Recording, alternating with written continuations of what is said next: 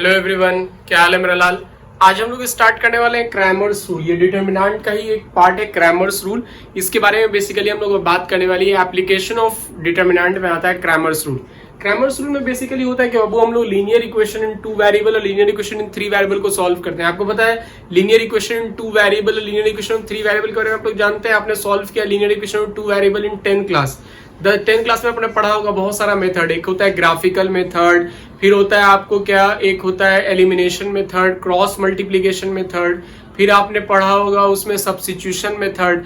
आज हम लोग जो पढ़ने जा रहे हैं वो क्रैमर्स रूल से लीनियर इक्वेशन इन 2 वेरिएबल और 3 वेरिएबल को कैसे सॉल्व करते हैं उसके बारे में बेसिकली बात करने वाले हैं। तो जैसे मान लो कहीं पे दिया हुआ है, अगर तुम्हारे पास, सबसे पहले हम बात करते हैं इक्वेशन इन 2 वेरिएबल का। इक्वेशन इन 2 वेरिएबल, तो मान लो कोई 2 वेरिएबल वाला इक्वेशन दिया हुआ है ax1 plus by, a1x plus b1y।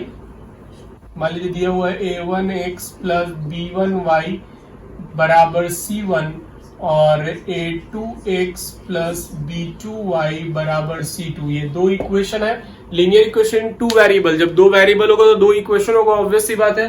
तो ये 2 वेरिएबल xy और 2 इक्वेशन दिया हुआ है। तो ऐसे क्वेश्चन को बनाने के लिए सबसे पहले डिटर्मिनेंट फॉर्म फाइंड करते हैं। डी a1 कोफिशिएंट का determinant a1 a2 b1 b2। सबसे पहले इसका आपको डिटर्मिनेंट सॉल्व करना होगा, जिसको हम लोग डी से दिखाएंगे। a1 a2 b1 b2 यानी कोफिशिएंट्स का डिटर्मिनेंट सॉल्व करेंगे। फिर निकालेंगे dx यानी डिटर्मिनेंट ऑफ x के कोफिशिएंट का डिटर्मिनेंट। उसके लिए क्या करेंगे समझिए, dx निकालने के लिए क्या करते हैं बाबू कि जो x का कोफिशिएंट a1 a2 है उसके जगह पे c1 c2 लिखते हैं। क्या लिखते हैं, किसके जगह पे लिखते हैं, a1 a2 की जगह पे। बाकी b1 b2 जैसे वैसे रहने दीजिए, ठीक है। b1 b2 जैसे वैसे रहेगा। देखो जैसे यहाँ b1 b2 था वैसे ही है। a1 a2 की जगह पे क्या हो गया, c1 c2। अब इसी तरह से हम लोग निकालते हैं dy। y के लिए निकालने के लिए, जब y के लिए सॉल्व करेंगे तो a1 a2 जैसे है वैसे रहेगा। आपको b1 b2 की जगह पे, देखो y का कोफिशिएंट कौन है, b1 b2, उसके जगह पे लिखा जाएगा कांस्टेंट यानी c1 c2। हमेशा क्या करेंगे, जैसे x निकाल रहे हैं तो x के कोफिशिएंट की जगह पे कांस्टेंट लिख देंगे, y निकाल रहे हैं तो y के कोफिशिएंट की जगह पे कांस्टेंट लिख देंगे, ठीक है। इस तरह से फाइंड करते हैं d dx dy। अब आपको x निकालने का फॉर्मूला होता है बाबू dx बटा d। dx यानी x का डिटर्मिनेंट बटा d यानी होल का डिटर्मिनेंट, और y निकालने का फॉर्मूला होता है dy बटा d। इस तरह से डिवाइड करके x और y की वेरिएबल की वैल्यू निकालते हैं। हम लोग बहुत सारा मेथड पढ़ा है। अभी इसमें इसी अलजेब्रा में एक और मेथड पढ़ेंगे हम लोग कि मैट्रिसेस का यूज करके, यानी सिंप्लेक्स मेथड या उसको मैट्रिक्स मेथड कहते हैं, उसका इस्तेमाल करके लीनियर इक्वेशन कैसे सॉल्व करते हैं। और यहाँ पर जो हम लोग पढ़ रहे हैं वो क्रैमर्स रूल का इस्तेमाल करके कैसे लीनियर इक्वेशन सॉल्व करते हैं। ओके, छापिए इसको, ऐसे क्वेश्चन देखते हैं हम लोग। वो देखते हैं, एक क्वेश्चन है, एक लीनियर इक्वेशन दिया हुआ है 2 वेरिएबल का, 5x plus 2y is equal to 3 और 3x plus 2y is equal to 5। सबसे पहले डी लिखेंगे, डिटर्मिनेंट। डिटर्मिनेंट क्या है इसमें, 5 3 2 2 2 2, ठीक है। इसको सॉल्व कर लेंगे। सॉल्व कीजिए, क्या आएगा, 5 दूनी 10 माइनस 6 यानी आ गया आपका 4, ठीक है। अब हम लोग निकालेंगे dx। dx निकालने के लिए मैंने आपको बताया था, याद कीजिए कि x वाला कोफिशिएंट जो है, x वाला कोफिशिएंट, इसके जगह पे कांस्टेंट लिखते हैं। कांस्टेंट क्या है, 3 5 3 5, और ये जैसे वैसे लिखा जाएगा 2 2। सॉल्व कीजिए, कितना आएगा, 6 minus 10 that is equal to -4। अब निकालेंगे dy। y के लिए क्या करेंगे, x वाला जैसे वैसे 5 3 लिखा जाएगा, y की जगह पे इसको रिप्लेस कर देंगे कांस्टेंट को। 3 5 मेरा कांस्टेंट है। क्रॉस करेंगे, dy की वैल्यू देखो तो क्या आ जाएगी, 5 या 15 माइनस 9। 15 माइनस 9 कितना होता है जी, 15 में से हम 9 को माइनस करेंगे बाबू। जब 15 में से 9 को माइनस कीजिएगा यानी बेसिकली क्या आ जाएगा आपको, सॉरी क्या आएगा, 5 बचे 25 माइनस 9, 25 में से 9 माइनस कीजिए, कितना आएगा, 16, ठीक है। चलिए अब हम लोग फाइंड करते हैं x निकालने के लिए क्या करेंगे बाबू, हमको x की वैल्यू निकालनी है। x निकालने के लिए dx बटा d करेंगे।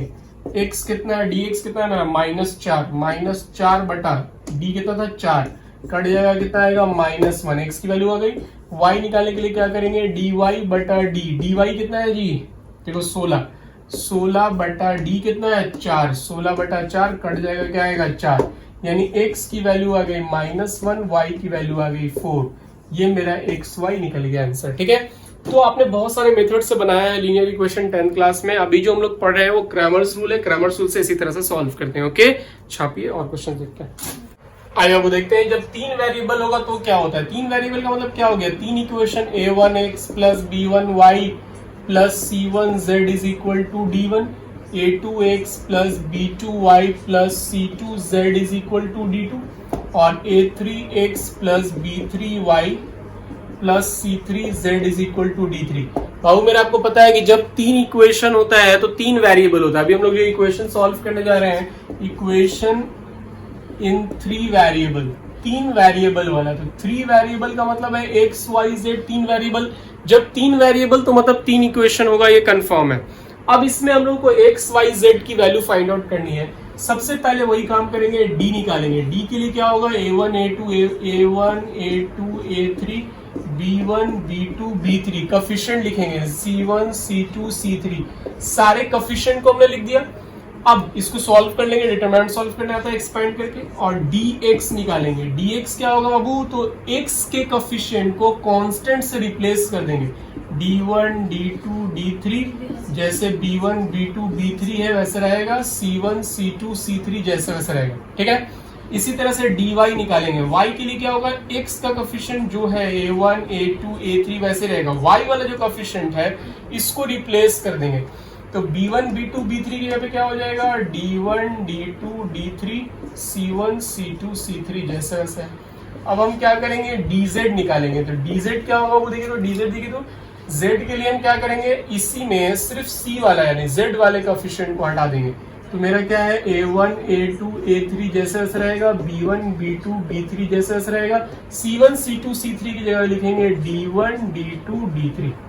ठीक है, ये आ गया मेरा dz। dx dy dz निकल गया बाबू।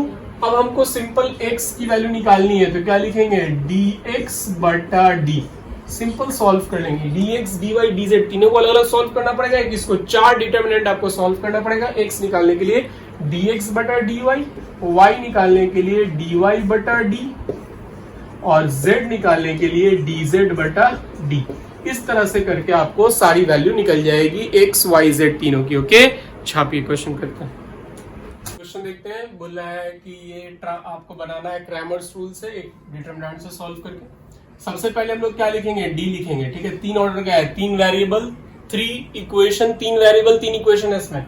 सबसे पहले हम इसको लिखेंगे 2 1 3 3 माइनस 2 3 माइनस 2 माइनस 1 3 1 2 माइनस 2। सबसे पहले हमने लिख दिया इसके coefficients 2 1 3 3 minus 2 minus 1 3 minus 2 minus 1 3 1 minus 2 3 1 minus 2। अब इसको हम लोग सॉल्व करेंगे बाय एक्सपैंडिंग थ्रू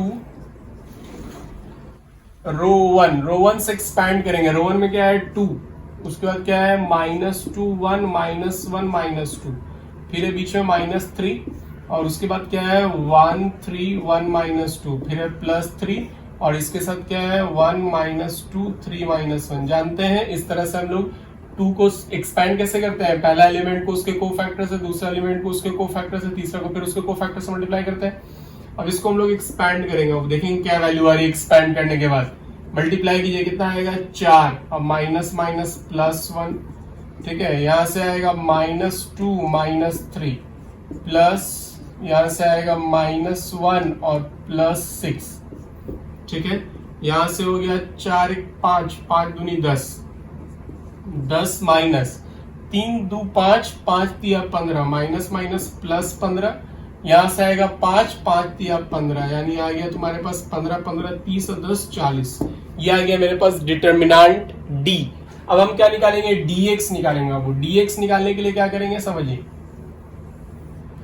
हम लोग dx निकालने के लिए सिंपल x वाले की कोफिशिएंट की जगह पे कांस्टेंट को लिखेंगे। x कोफिशिएंट की जगह पे कांस्टेंट को 5 -4 3, अब बाकी जो है 3 -2 -1 3 1 -2 3 1 -2 जैसे वैसे लिख देंगे। ठीक है, चलिए अब हम लोग इसको फिर से एक्सपैंड करते हैं। एक्सपैंडिंग थ्रू किसी से भी कर सकते हैं आप, रो वन से ही एक्सपैंड कीजिए। रो वन में क्या पहला क्या है 5 और उसके बाद इसका को फैक्टर -2 -1 1 -2।